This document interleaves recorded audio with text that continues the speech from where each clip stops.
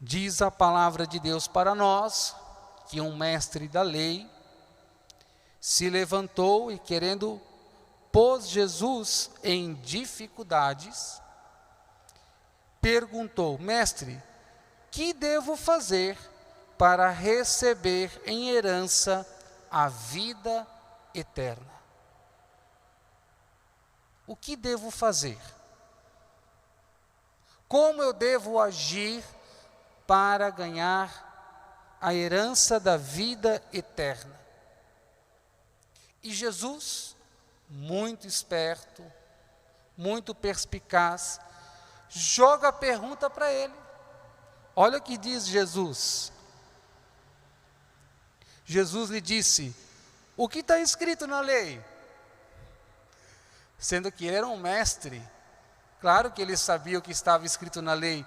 Veja a perspicácia de Jesus. O que está escrito na lei? Como lês? E aí ele responde: amarás o Senhor teu Deus com todo o seu coração, com toda a sua alma, com toda a sua força, com toda a sua inteligência, e o próximo como a si mesmo. E aí Jesus diz: olha, respondeste corretamente, muito bem. Se viveres assim, você vai ganhar a eternidade. Dito de outro modo, se você viver a prática da caridade, a prática do amor, amando a Deus, amando a si e amando o próximo, você tem o céu garantido na sua vida. Eu sempre gosto de dizer que a prática da caridade, a busca da perfeição da caridade, é como um cartão, um green card, um cartão que Deus, é um bilhete que nós recebemos para entrarmos no céu. Se eu não pratico a caridade, se eu não busco a perfeição da caridade, eu não adquiro este green card, este cartão, este livre acesso para poder chegar ao céu.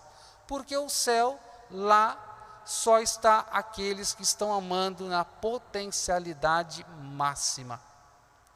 Por quê? No céu só está aqueles que estão amando na sua potencialidade máxima, tomados plenamente do amor. Porque lá o convívio é direto com o próprio amor, que é Deus. São João diz: Deus é amor. Então no céu só está aqueles que amam plenamente.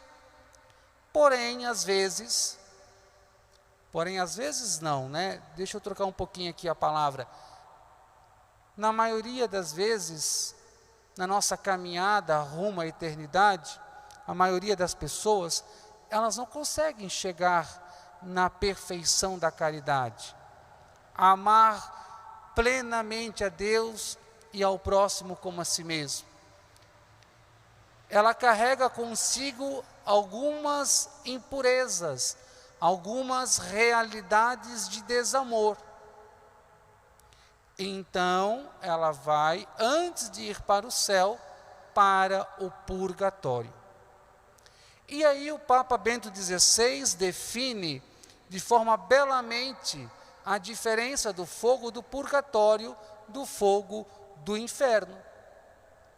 Ele diz que o fogo do inferno, isso está na Spes Salvi, na encíclica Spes Salvi, Salvos pela Esperança, lindíssima, vale a pena ser lida, Papa Emérito Bento XVI, diz que o fogo do inferno é a dor da ausência de Deus. Porque o inferno não é um lugar, é um estado de espírito. Então é a dor da ausência de Deus.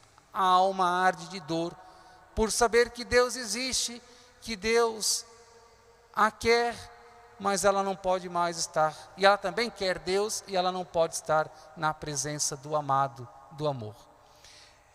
Em contrapartida, o fogo do purgatório, do amor, o fogo do purgatório, é o fogo do amor de Deus, que purifica a minha alma de todo o desamor que ainda está presente na minha vida. Uma vez purificado de todo o desamor, tomado plenamente pelo fogo do amor de Deus, então Deus me chama para o céu, para o seu convívio, ou dito de outro jeito, nós teremos a graça da chamada visão beatífica, estar contemplando a face de Deus. Então, o amor de Deus é o caminho seguro. A prática do amor é o caminho seguro para que nós cheguemos no céu. E aí nós temos as chamadas obras de misericórdia. As obras de misericórdia corporais e as obras de misericórdia espirituais, para que nós consigamos crescer rapidamente no amor. Depois vale a pena você pesquisar quais são as 7 obras de misericórdia corporais e quais são as 7 obras de misericórdia espirituais. Buscando praticá-las, nós crescemos rapidamente no amor e vamos nos purificando, certo? Então, o mestre da lei sabia que o caminho da eternidade era a prática do amor. Porém, naquela época de Jesus, havia vários movimentos, vários grupos que divergiam-se a respeito de 2 perguntas. Quais perguntas, padre? Qual é o mandamento mais importante e quem é o próximo que devo amar? Eu não sei se vocês sabem, mas os judeus, o código deles, vamos dizer assim, a legislação deles, era constituída de 613 leis. Leis negativas e leis positivas. Então os grupos se divergiam muito, qual é o mandamento mais importante, aquela coisa toda, e quem é o próximo que devemos amar. Sobretudo nessa segunda pergunta, o próximo que eu deveria amar é aquele que professa a mesma fé que eu professo?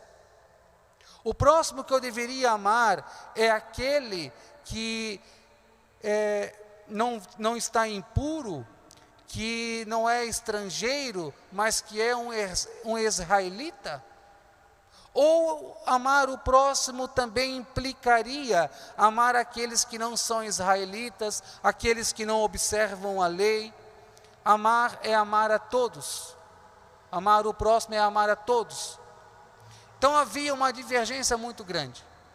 E aí Jesus ensina a este mestre da lei que não importa quem é o meu próximo.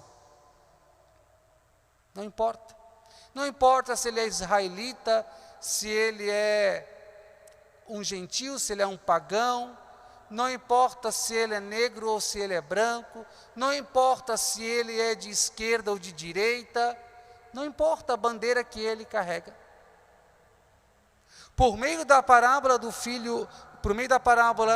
do samaritano, do bom samaritano, Jesus está dizendo que o mais importante não é quem é o meu próximo, mas que eu me faça próximo de todos. Que eu ame a todos. Veja o que diz o texto para nós. No finalzinho, depois que Jesus conta a parábola do bom samaritano, olha o que acontece aqui. E Jesus perguntou: na tua opinião, qual dos 3 foi o próximo do homem que caiu nas mãos dos assaltantes? Ele respondeu: aquele que usou de misericórdia para com ele. Repito, veja a pergunta de Jesus. Veja a pergunta de Jesus. Na tua opinião, qual dos 3 foi o próximo do homem?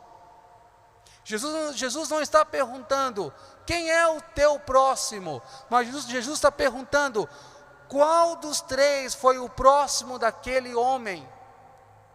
E aí Jesus conclui.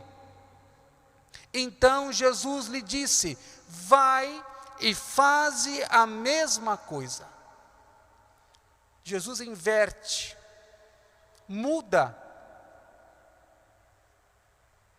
Porque eles se perguntavam quem deveria ser o meu próximo.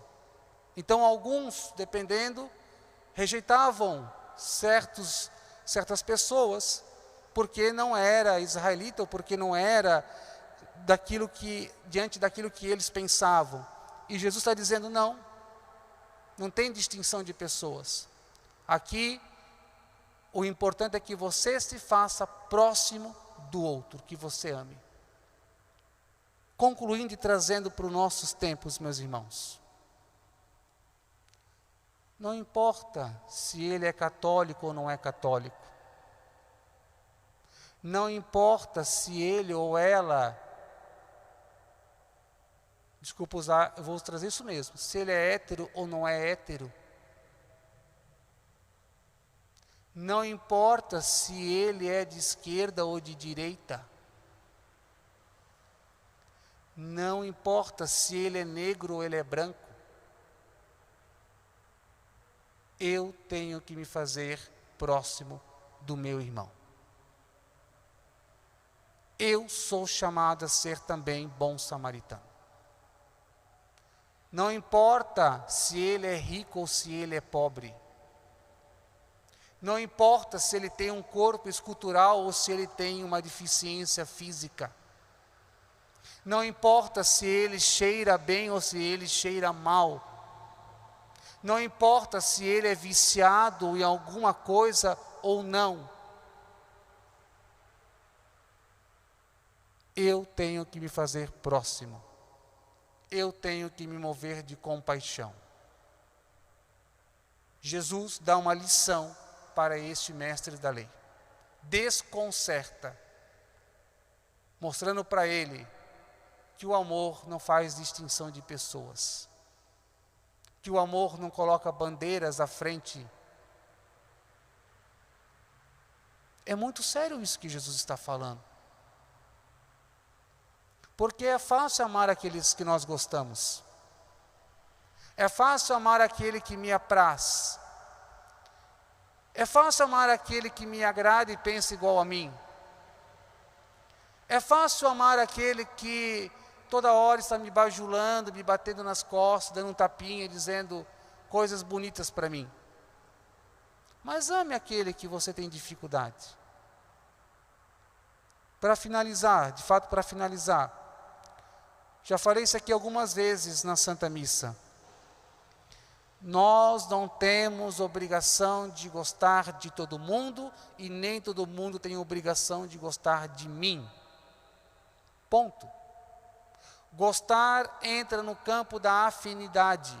Há pessoas que eu gosto, há pessoas que eu não gosto. Tenho dificuldade e tenho que reconhecer. Mas amar é mandamento de Deus. E Jesus nos diz que devemos amar até os nossos inimigos.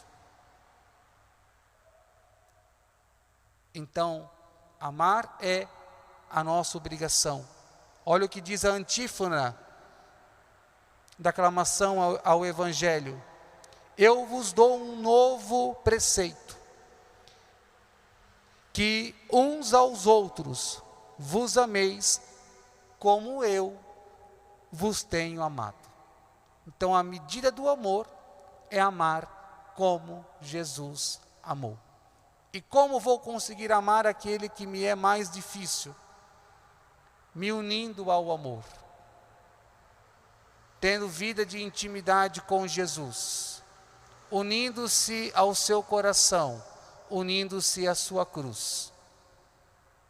Dele provém o amor que nós precisamos para amar aqueles que nos é mais difícil. Louvado seja nosso Senhor Jesus Cristo.